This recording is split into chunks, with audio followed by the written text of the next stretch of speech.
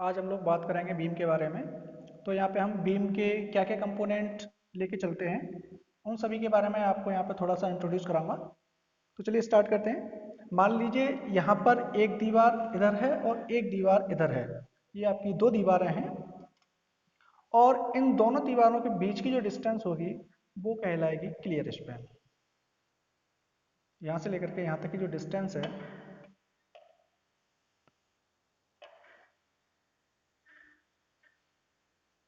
ये ये कहलाती है क्लियर स्पैन।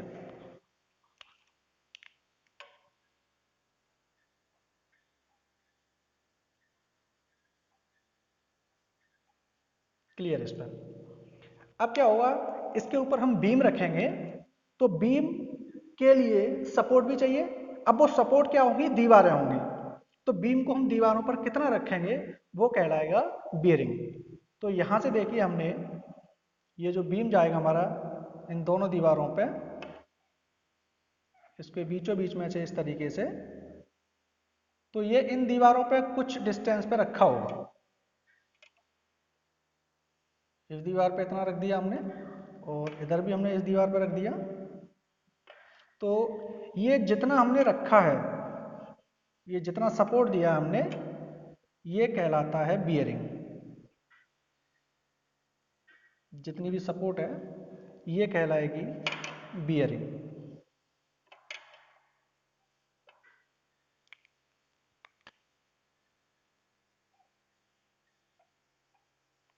इसको बोलते हैं बियरिंग। इसके बाद में जो भी हमारा ये बीम है, बीम की हम थिकनेस दिखा देंगे कि बीम हमारा कितनी मोटाई में है। तो इस तरीके से हमने ये बीम बना दिया आपका।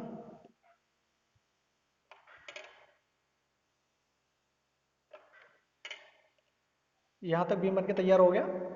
अब क्या होता है कि कंक्रीट की एक प्रॉपर्टी होती है कि टेम्परेचर कम या ज्यादा होने पर उसमें एक्सपेंशन और कॉन्ट्रैक्शन होने लगता है। तो इसके लिए हमें क्या करना पड़ेगा, एक जॉइंट देना पड़ेगा जिसको बोलते हैं हम एक्सपेंशन जॉइंट। और ये एक्सपेंशन जॉइंट इस बीम के तुरंत बाद दिया जाता है और उसकी जो विड्थ होती है वो 10 से लेकर के 20 mm रखी जाती है। अब बाकी इस दीवार को आप ऊपर तक कंप्लीट कर देंगे, इसको इस तरीके से बना देंगे। ऐसे इस साइड में हमें क्या करना है, 10 से लेकर के 20 mm का गैप रखना है। अब इस दीवार को आप ऊपर तक ले जाएंगे और इसकी सीध में आप इस तरीके से कंप्लीट कर देंगे और यहाँ ये इस तरीके से दिखा दिया जाएगा। तो यहाँ पर जो हमने दिया है इसको बोला जाता है expansion joint.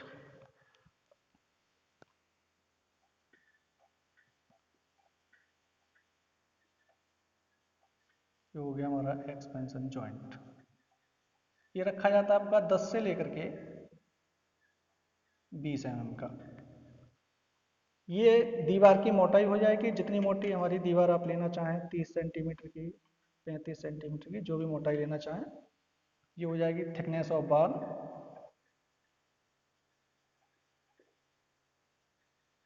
Thickness of wall ये भी आपकी बियरिंग है यहाँ से यहाँ तक और ये यहाँ तक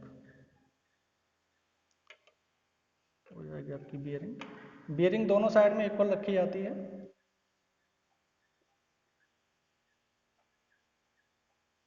बियरिंग। अब देखिए, अब इसमें क्या करते हैं, हम रेनफोर्समेंट देते हैं। तो पहले यहाँ पे हम बाल का सिंबल भी बना लें। ये जो दीवार है हमारी वो बनी हुई है ईंट की।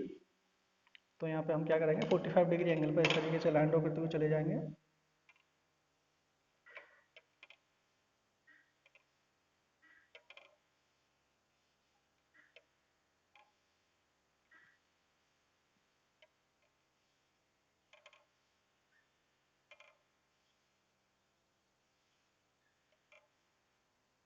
इस तरीके से यहाँ पे आप लाइन ड्रॉ कर देंगे। अब देखिए, अब इसमें हमें रेनफोर्समेंट देना है, सरिया डालनी है। तो सरिया को किस तरीके से डालेंगे, सरिया डालते वक्त हमें क्या ध्यान देना है कि नीचे से हमें कितना कवर छोड़ना है और ऊपर से कितना कवर छोड़ना है। जो कवर नीचे से छोड़ा जाएगा उसको बोलते हैं हम बॉटम कवर। यहां से हमें क्या करना है, इसके अंदर सरिया डालनी है। तो कुछ डिस्टेंस छोड़ने के बाद में हम सरिया डालेंगे इस तरीके से। ऐसे ही ये सरिया हमारी ऊपर भी डाली जाएगी इस तरीके से, और यहाँ पर जाके ये सरिया जो है किनारों पर जा करके इसमें ये हुक दे दिया जाता है 180 डिग्री का, इस तरीके से ऐसे करके इसमें हुक दे दिया जाएगा दोनों साइड में।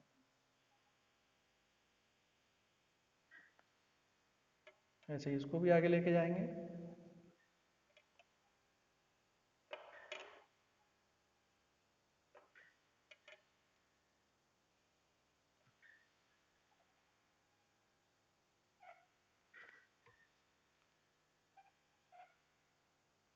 दोनों साइड में हमने क्या किया, 180 डिग्री का हुक दे दिया। अब कुछ सदियां ऐसी होती हैं जो नीचे टेंशन रीजन में पड़ी हुई हैं, इनको हम मोड़ देते हैं, 45 डिग्री एंगल पर मोड़ देते हैं। इस तरीके से हमने 45 डिग्री एंगल पर दोनों साइड में मोड़ दिया। तो ये जो अब देखिए कवर छूटा हुआ हमारा यहाँ पे, ये जो सरिया हमारी डली हुई है, यहाँ से यहाँ तक का जो गैप है इसको बोलते हैं हम एंड कवर, इसको बोलेंगे एंड कवर। और ये रखा जाता है नॉर्मली आपका 40 mm का। जो ऊपर बार पड़ी हुई है आपकी, इनको बोलते हैं एंकर बार। और एंकर बार दो होती हैं सिंगली सपोर्टेड बीम में, एंकर बार, और इनको हैंगिंग भी बोला जाता है, हैंगिंग बार।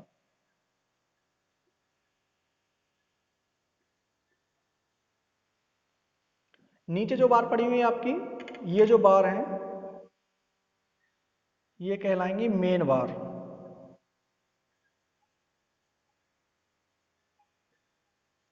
अब जो बार आपकी स्ट्रेट गई है, जैसे ये वाली बार है ये स्ट्रेट गई है, तो इसको नाम दे देते हैं स्ट्रेट बार।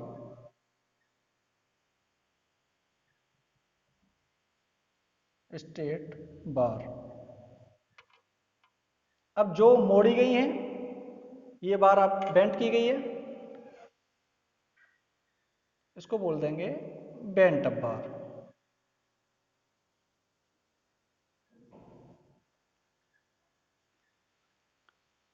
अब इन जो ऊपर वाली सरियां पड़ी हैं और जो नीचे वाली सरियां पड़ी हैं, उनको पोजीशन में बनाए रखने के लिए हम क्या करते हैं, इसमें छल्ले डालते हैं। तो छल्ले हम यहाँ से डालना स्टार्ट करेंगे, बिल्कुल जस्ट इसके किनारे से। और छल्लों की जो सेंटर से सेंटर डिस्टेंस होगी, इनके बीच की जो दूरी होगी, उतनी दूरी पर मैं यहाँ पर नॉर्मली दिखा दे रहा हूँ इस तरीके से। तो हम जो भी डिस्टेंस होगी उतनी डिस्टेंस पर छल्ले डालते हुए चले जाएंगे इस तरीके से। तो इनको दिखाएंगे हम, ये जो हमारे पड़े हुए हैं इनको बोलते हैं हम स्टारअप्स।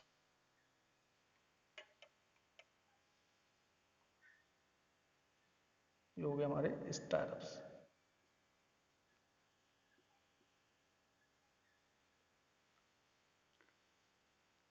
तो ये पार्ट हैं आपके बीम के।